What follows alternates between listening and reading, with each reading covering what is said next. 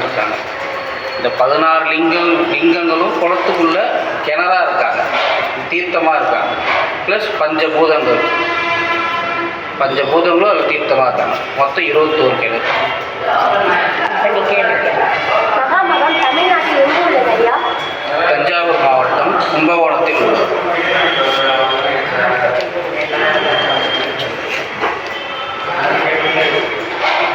மகாமகம் எந்த மாதத்தில் நடைபெறுகிறது ஐயா? தமிழில் வர மாசி மாதம். மகாமகம் குளத்தில் நீராடுவதன் பயன் என்ன ஐயா? மகாமகுலத்து நீராடுவது பயன் என்னன்னு பார்த்தீங்கன்னா, நம் உலகத்திலேயே நதிகளுக்குன்னு கோயில் கிடையாது. இங்கே மட்டும்தான் 9 நதிகளுக்கான கோயில். கங்கா, யமுனா, நர்மதா, சரஸ்வதி, காவேரி, கோதாவரி, துங்கபத்ரா, கிருஷ்ணா, சரையு. 9 நதிகள் நம்ம காசி விஸ்வநாதர் கோயிலில் சுரூபமாக இருக்காங்க, அதாவது விக்கிரகங்களாக இருக்காங்க.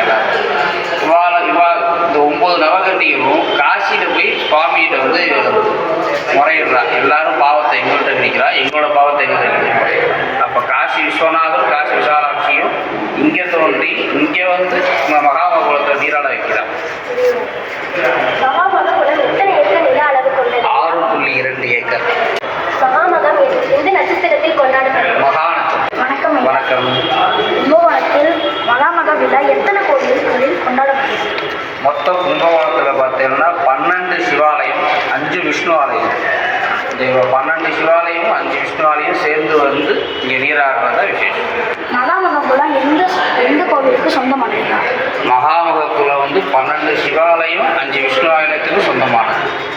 மகாமகம் வரப்போது என்று எப்படி தெரிஞ்சுக்கணும்? மாசி மாதத்தில் மகா நட்சத்திரம் பஞ்சாங்கத்தில் இருக்கும். அதில் 12 வருஷத்துக்கு ஒரு வாட்டி குரு பகவான் வந்து சிம்ம லக்னத்தில் இருப்பார். அந்த சமயம் மகா நட்சத்திரம். வணக்கம் ஐயா. வணக்கம். குளத்தை சுற்றி எத்தனை மண்டபங்கள் உள்ளது? 16 மண்டபங்கள் உள்ளது.